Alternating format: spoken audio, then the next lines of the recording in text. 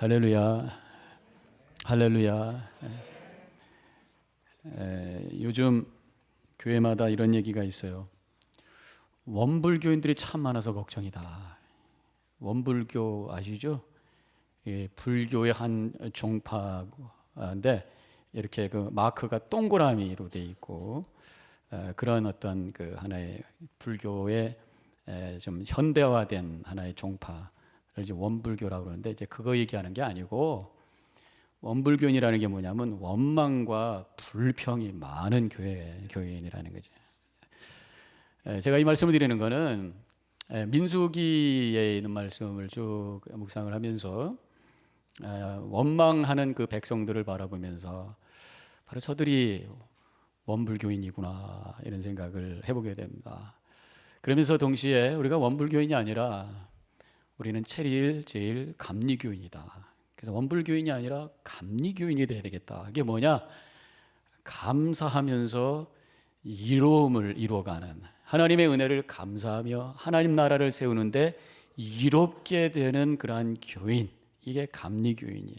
우리 체리일 제일 교회 감리교인 여러분들, 원불교인이 아니라 감리교인이 되시기를 주님의 이름으로 간절히 축원합니다. 축원합니다. 오늘 민수기에 있는 말씀을 쭉 보면서 우리가 이제 오늘 민수기 차례잖아요. 다음에 한 번 더 하면 신문기 하면서 우리가 모세오경 다 끝나게 되는데 잠깐 이 시간 한번 쭉 흘러가는 걸 보도록 하겠습니다. 광야 40년 동안에 어떻게 이 성경 말씀이 흘러가고 있는가. 출애굽기는 출애굽부터 시내산까지의 말씀입니다. 그 출애굽해서 시내산까지 가는 데는 2개월이 걸렸어요. 출애굽기 19장 1절에 보면은 애굽 땅을 떠난 지 3개월 더는 날, 그래서 3개월 된다는 거를 3개월이라고 표현하는 것보다도 3월이 되는 날. 그래서 이거를 3월 15일, 1월 15일 날 떠나서 3월 15일로 우리가 이해를 하면 됩니다. 그리고 이제 레위기를 통해서 말씀을 받고 민수기에 와가지고 10장 10절에서 이스라엘 백성들이 이제 성막을 다 만든 다음에 떠나게 됩니다. 떠나게 되는데 10장 11절에 이렇게 되어 있습니다. 둘째 해 둘째 날 20날, 둘째 해 둘째 달 20날. 그러니까는 그 다음 해에 2월 20일이라는 거죠. 그러니까 1월 15일 날 나와서 3월 15일 날 시내산에 도착했다가 그 다음 해에 2월 20일 날 떠났다. 그럼 머리 좋으신 분들 빨리 계산하면 어떻게 돼요? 13개월 5일 만에 출애굽한 지 13개월 5일 만에 출발했다 그런 얘기입니다. 그리고 쭉 돌다가 민수기 25장 1절에 가보면은 시딤까지 갔다. 시딤에 머물렀다라는 말씀이 나오고 있습니다. 그 시딤은 바로 요단강 가기 직전에 있는 그런 자리. 거기서 머무르면서 통상 우리가 성경에 정확하게 나오지 않지만 1년 정도 머물렀을 것이라는 거죠. 그러면서 이제 여호수아가 리더십을 받은 다음에 가나안 땅을 향해서 여리고 성을 향해서 요단강을 건너가는 얘기가 이제 여호수아에서 나옵니다. 신명기 1장 1절에 보면은 아라바라고 나오고 5절에는 모압 땅이라고 나오는데 민수기에서는 시딤이라고 그랬단 말이죠. 같은 장소인데 이름이 이렇게 다를까?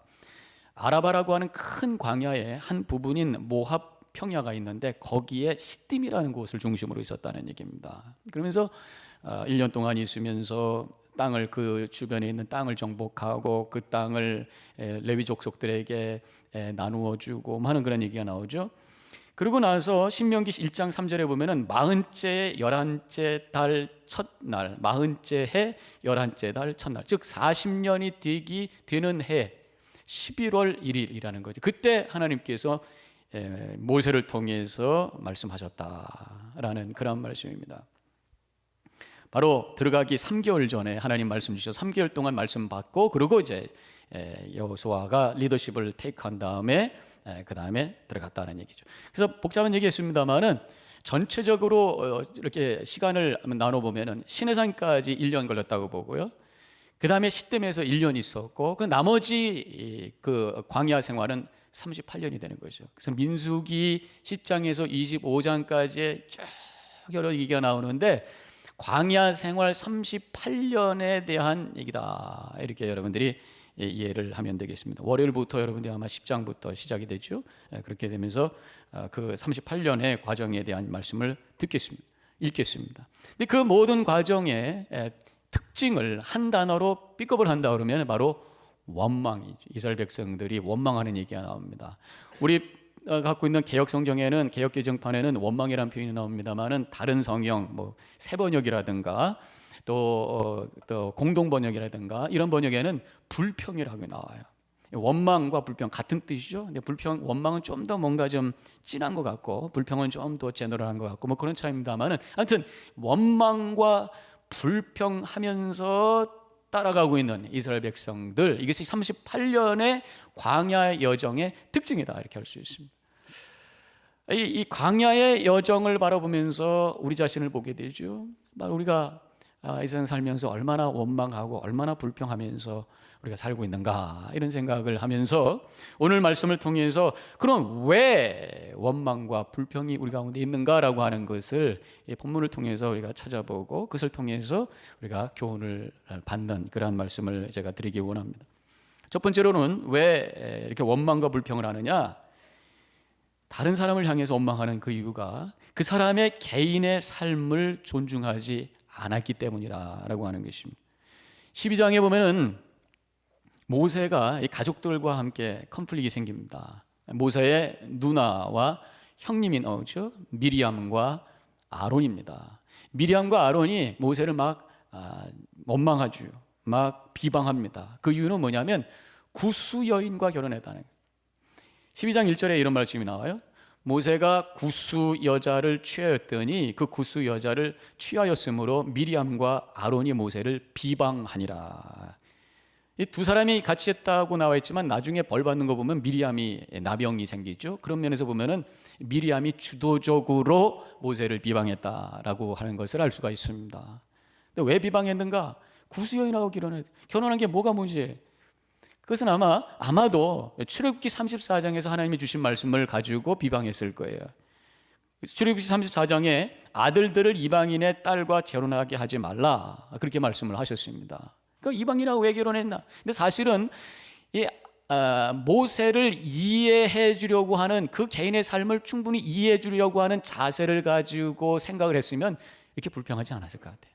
왜냐하면 사실 출애굽기 34장에 있는 말씀은 앞으로 가나안 땅에 가서 거기서 하나님께 예배하며 살 텐데 그 지역에 있는 7 이방 나라가 있는데 그들의 종교에 빠질까 봐 걱정이 돼서 하나님께서 7 족속들의 얘기를 하면서 결혼시키지 말라 한 거거든요. 근데 지금은 아직 거기 가지 않은 거예요.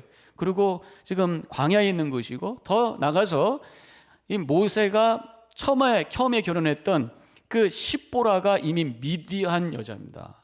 이방 여자하고 결혼을 했었던 거죠.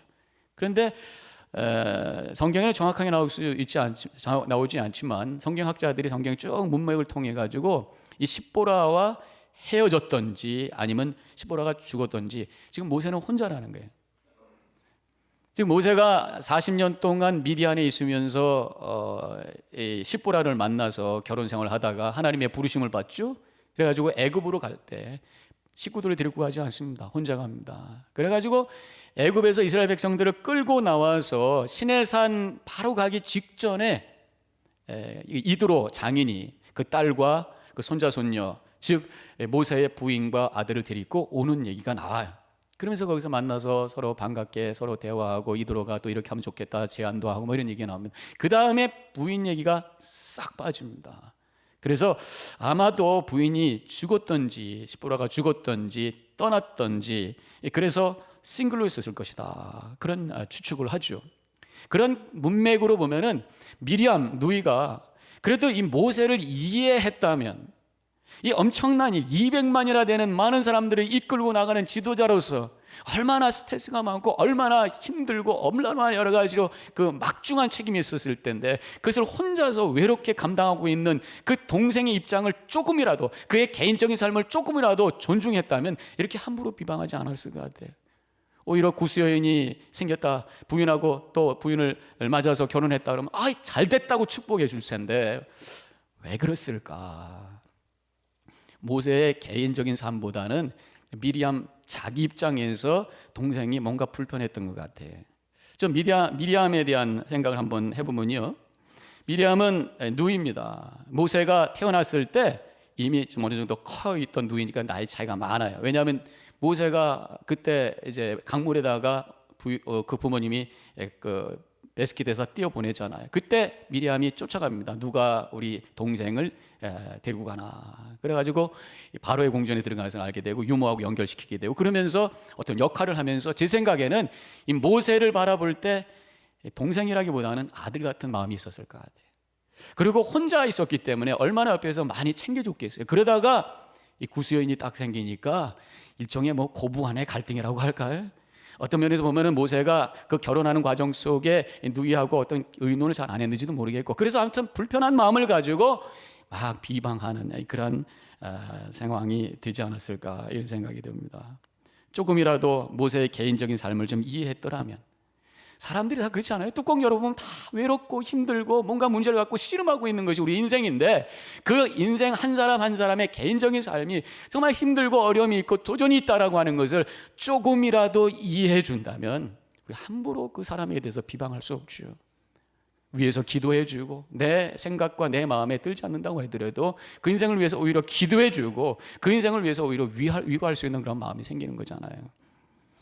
이렇게 미리암이 비방을 했을 때 하나님께서 그 미리암의 비방을 들으셨다고 성경에 기록이 되어 있어요. 그러면서 하나님께서 3절에서 이렇게 말씀하십니다. 이 사람 모세는 온유함이 지면의 모든 사람보다 더하더라.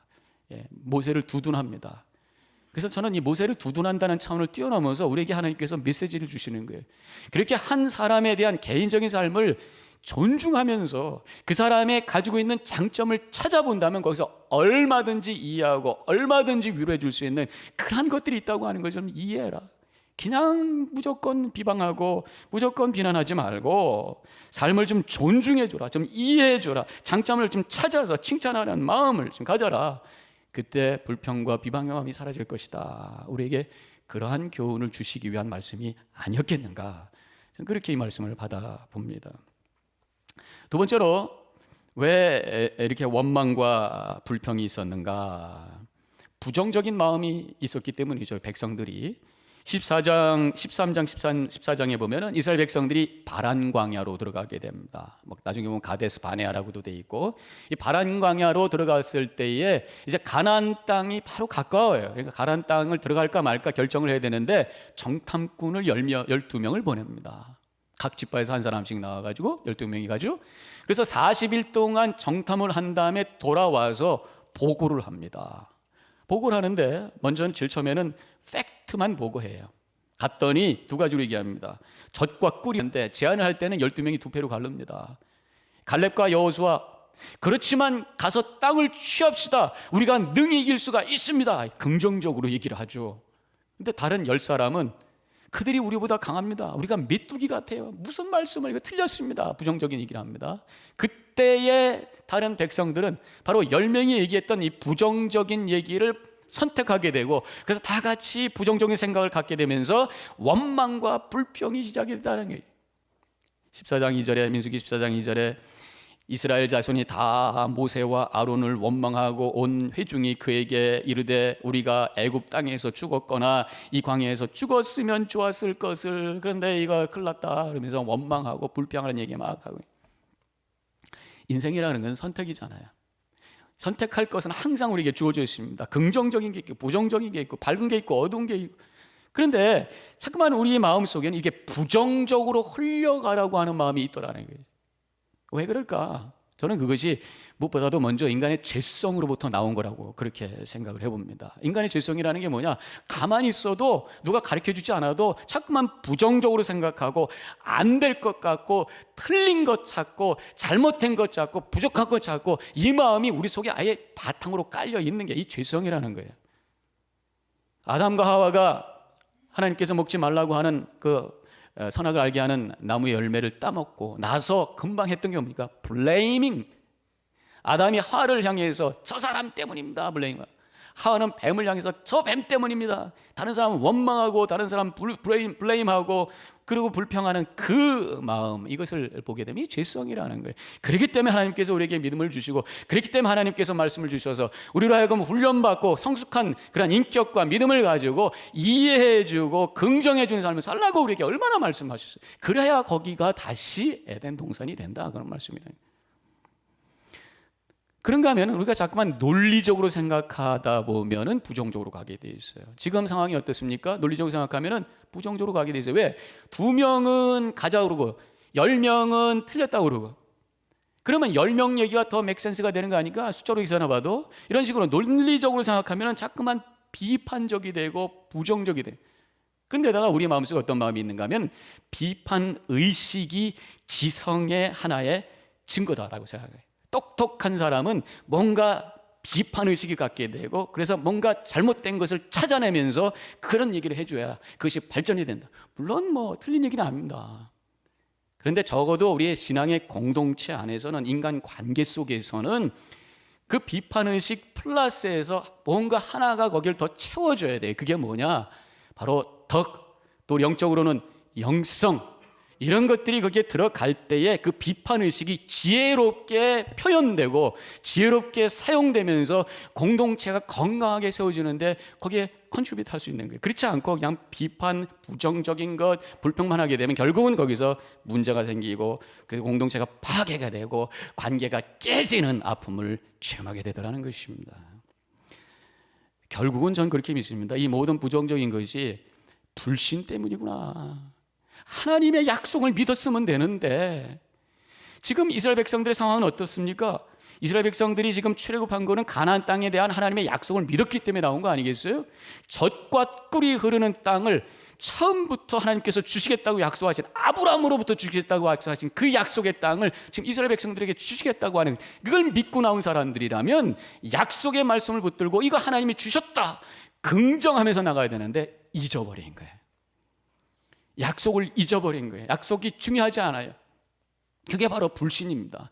그저 하나님의 말씀 기억하지 않냐고 지금 팩트만 가지고, 상황만 가지고, 내 눈과 내 마음만 가지고 결정하다 보니까 부정적으로 흘러가는 거예요. 저는 믿습니다. 믿음이라고 하는 것은 하나님의 약속을 붙들고 긍정적인 것을 선택하는 능력인 줄로 믿습니다. 그럼 믿음 가운데 승리하시길 주님의 이름으로 간절히 축원합니다. 다른 사람을 바라볼 때도 우리가 그래요. 내 기준을 보면 저 사람은 저래서 틀렸고, 이 사람은 저 사람은 저래서 틀렸고, 다 틀린 거예요.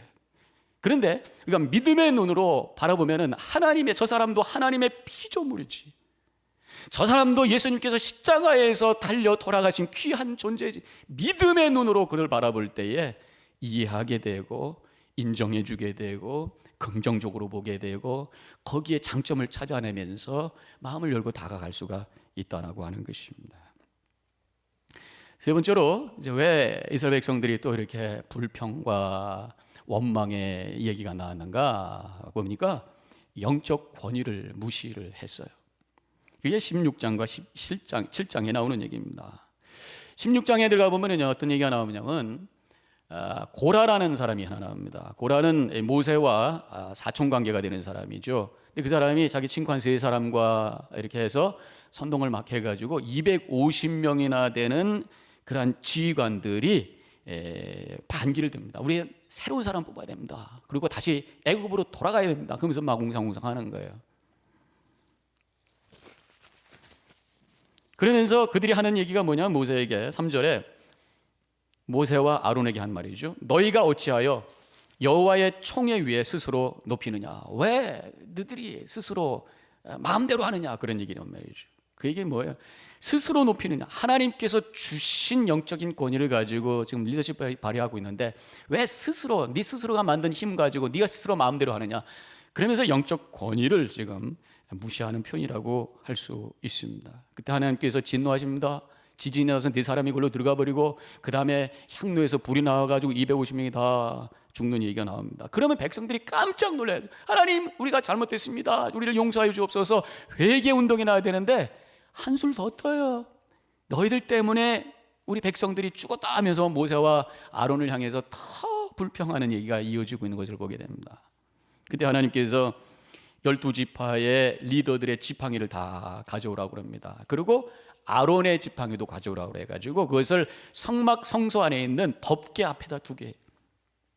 그리고 그 다음날 가서 지팡이를 가져오라 그랬더니만 아론의 지팡이에만 싹이 났어요. 그리고 거기에 꽃이 피고 살구꽃이 피고 살구가 맺었다라는 것이 성경에 나오고 있습니다. 단순히 어떤 기적이 일어났다 그 정도를 뛰어넘어서 그 13개의 지팡이 속에 하나님께서 특별히 아론의 지팡이에 임하심으로 말미암아 아론의 영적인 권위를 확인시켜 주신 거란 말이죠. 생명의 권위, 사람을 살리는, 죄 가운데 죽어야 되는 인간들로 하여금 이 아론 제사장의 역할을 통해서 하나님께 희생제물을 드리게 함으로 그들의 죄를 사해 주시는 영적인 그런 권위를 이 아론에게 주었다고 하는 것을 확인시켜 주는 그런 기적이었다고 하는 것을 볼 수가 있습니다. 하나님께서 우리 교회 신앙 공동체에 영적인 권위를 주십니다. 목회자에게 또 우리 장로님들에게 안수라고 하는 것이 바로 영적 권위의 상징이잖아요. 왜 주시는가? 두 가지입니다. 하나는 질서를 위해서 주시는 거예요. 사람들의 마음속에는 다 자기 생각이 다릅니다. 근데 뭔가 구심이 있고 리더십이 있어서 그 질서를 만들어 가야 되는 거죠. 그래서 사사기에 보면은 아주 질서가 없었던 적이 있습니다. 영적인 타락의 상태. 사사기의 특징이 뭐냐? 자기 소견에 옳은 대로 행하였더라. 그냥 오합지졸이 되는 거죠. 하나님께서 질서를 만들기는 원하십니다. 연합감리교회 장정에 보면은요, 왜 목사 안수를 주느냐라고 하는 것을 알 수 있는 대목이 나옵니다. 제가 영어로 읽을게요. elders, elder라고 하는 것은 장로 목사, 우리 목사를 풀 멤버십 목사를 elder라고 그래요. 감리교에서는 elders are ordained Methodist, United Methodist clergy who preach and teach the word of God, provide pastoral care and counsel, administer the sacrament and order the life of church for service in mission. 그래서 여기서 말씀하는 게 뭡니까? 목사 안수받은 엘더는 안수받은 목사인데 안수받은 목사는 설교와 성경 공부와 신방과 상담과 성례전 인도 그리고 교회 생활과 사역의 질서를 세우기 위해서다. 그런 말씀을 하고 있는 거죠. 그래서 우리 교회가 목사 안수를 받을 때 함께 동참하고 축복하면서 영적 권위를 받아들이죠. 우리 장로님들 또 안수할 때 모든 사람들이 함께 동참하며 축복하면서 그 권위를 받아들이죠. 그래서 그 교회가 이 목회자의 어떤 영적 권위와 또 장로님들의 영적 권위를 잘 존중할 때에 질서 있는 그런 튼튼한 그런 공동체가 되어 간다는 것입니다. 근데 더 중요한 거는 질서보다 더 중요한 게 있어요. 그것은 바로 은혜 받게 하기 위해서라. 하나님께서 영적 교회 그 권위를 세워주신 것은 은혜 받게 하기 위해서. 모세의 영적 권위를 세워주신 것은 모세를 통해서 하나님께서 말씀하실 때 그 말씀의 권위를 주시기 위해서. 또 아론에게 영적 권위를 준 것은 아론이 제사장으로 희생제물을 드릴 때 그 희생제물을 통해서 하나님의 은혜를 체험하도록 하기 위해서, 용서의 체험을 하도록 하기 위해서. 그것이 무시가 되면 어떻게 되세요? 모세의 영적 권위가 무시되면 모세가 하는 말 아무런 영향력이 없어요. 아론의 영적 권위가 무시되면 아론이 지금 뭐 가서 짐승을 잡아서 태우고 뭐 하는 거예요? 이렇게 되면 끝나는 거예요. 아무것도 아니. 그래서 결국 목회자의 영적 권위, 기름 부은 하나님의 종으로서 고백하는 것, 장로님들의 그 교회의 영적 권위를 인정하는 것이 결국 우리 자신의 믿음을 위해서다. 내 자신이 은혜 받기 위한 것이다. 설교하는 사람이 영적 권위를 무시하면서 네가 뭔데 거기서 얘기하냐? 앉아서 여러분도 은혜 받을 수 있어요. 하나님께서 세우신 하나님의 말씀을 증거하는 그러한 권위자라고 하는 믿음의 고백이 있을 때 그 말씀이 내 영혼을 바꿀 수 있는 파워로 체험하게 된다는 거죠. 은혜 받기 위해서 영적 권위를 주었다는 것입니다. 자, 마지막으로 왜 이스라엘 백성들이 이렇게 원망하고 불평했느냐? 부족한 것만을 바라봤기 때문이다 라는 것입니다. 오늘 본문의 내용이 바로 오늘 말씀입니다. 이 말씀입니다. 21장 5절에 있는 말씀 우리 같이 함께 읽겠습니다. 백성들이 하나님과 모세를 향하여 원망하되 어찌하여 우리를 애굽에서 인도해내어 이 광야에서 죽게 하는가? 이곳에는 먹을 것도 없고 물도 없도다. 우리 마음이 이 하찮은 음식을 싫어하노라 하매 물도 없고 먹을 것도 없고 맛도 없고 없는 것만 찾는 거예요. 지금 하나님께서 주신 것이 많은데 출애굽도 시켜주셨고 없는데 만나도 주셨고 그동안에 또 메추리도 주셨고 이 여러 가지 하나님이 주신 은혜가 있는데 그걸 다 잊어버리고 없는 것만 그러니까 거기서 불평이 생긴다는 것입니다. 물론 우리가 정당한 어떤 서비스와 어떤 정당한 것을 우리가 받을 권리가 있을 때는 불평을 해야죠. 저는 그거는 이 비즈니스 관계 속에서는 필요한 거라고 생각해요. give and take. 내가 돈을 줬으니까 물건이 제대로 돼야 돼. 물건이 잘못되면 컴플레인 해가지고 바꿔야 돼. 내가 서비스 받았는데 제대로 돈 주고 서비스 받았는데 제대로 못해서 컴플레인 해가지고 다시 해야 돼. 그거는 계약 관계, contract, 계약 관계. 그런데 우리 안에 인간 관계라든가 또 가족이라든가 또 교회라든가 이런 공동체라고 하는 것은 이런 컨트랙이 아닙니다. 계약 관계가 아니라 커버넌트, 언약 관계. 언약 관계라는 얘기를 제가 굉장히 많이 했습니다. 언약 관계라는 게 뭐냐? 약속을 근거로 해서 만들어진 책임 있는 관계라는 거죠. 부부간의 관계, 약속 아닙니까? 돈 주고 받는 거 아니잖아요. 가정이라는 게 우리 신앙도 마찬가지, 하나님과의 관계, 우리 교회도 마찬가지란 말이에요. 그 함께 책임을 나누려고 하는 그러한 태도로 나가는 것이 바로 이 언약 관계라는 거죠. 그 불평이라기보다는 내가 뭐 해야 될까 이런 자세죠. 쉽게 얘기할게요.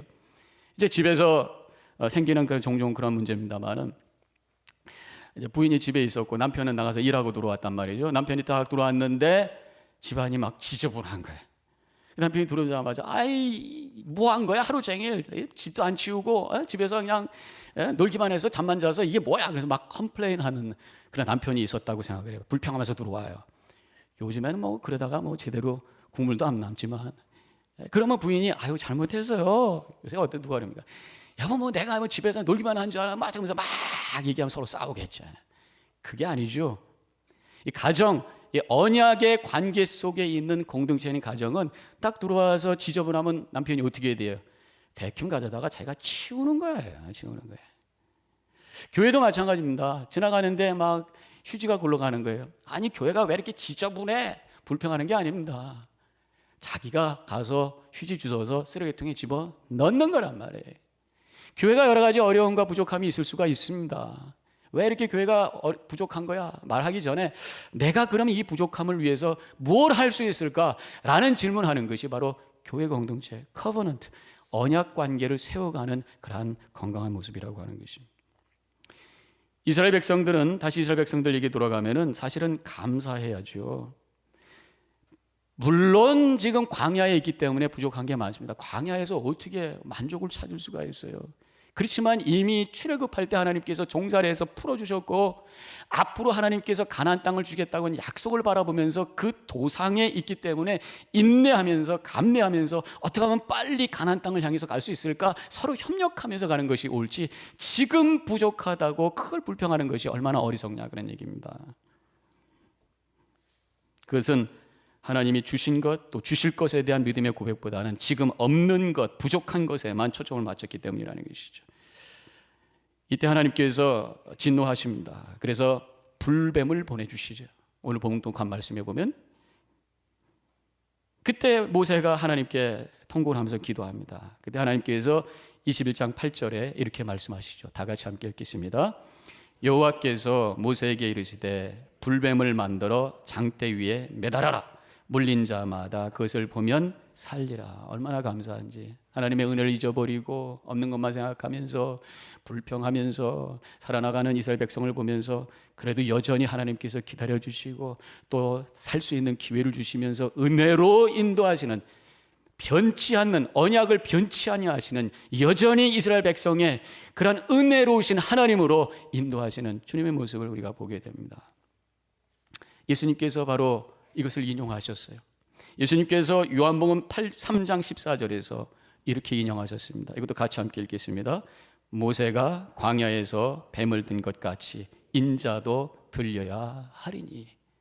죄 가운데 죽어가고 있는 그들을 향해 살려주시기 위한 하나님의 은혜 통로로 예수님께서 마치 노뱀과 같이 장대 위에 올라가서 보기만 하면 살 수 있었던 노뱀과 같이 십자가에 달리셔서 그 예수님만 바라보는 자에게 다시 한번 살게 해주시고 영생을 주시고 은혜를 주시는 그 놀라운 역사를 이루셨다라고 하는 그 말씀이 바로 이 구절의 말씀이라고 하는 것입니다. 저는 불평하고 있는 이스라엘 백성들에게 장대에 노뱀을 세우셔서 보게 하셨던 주님, 여전히 우리가 부족함만 바라보면서 실망하며 또 불평하며 살고 있는 우리들을 향해서 십자가에 달려 돌아가신 예수님을 보게 하신 주님, 그 주님께서는 우리에게 새로운 메시지를 주시는 거예요. 그럼에도 불구하고 하나님의 은혜를 고백하면서 감사하면서 사는 것이 가나안 땅을 향한 여정의 삶을 사는 믿는 자의 모습이라고 하는 것을 가르쳐주고 계시는 거죠.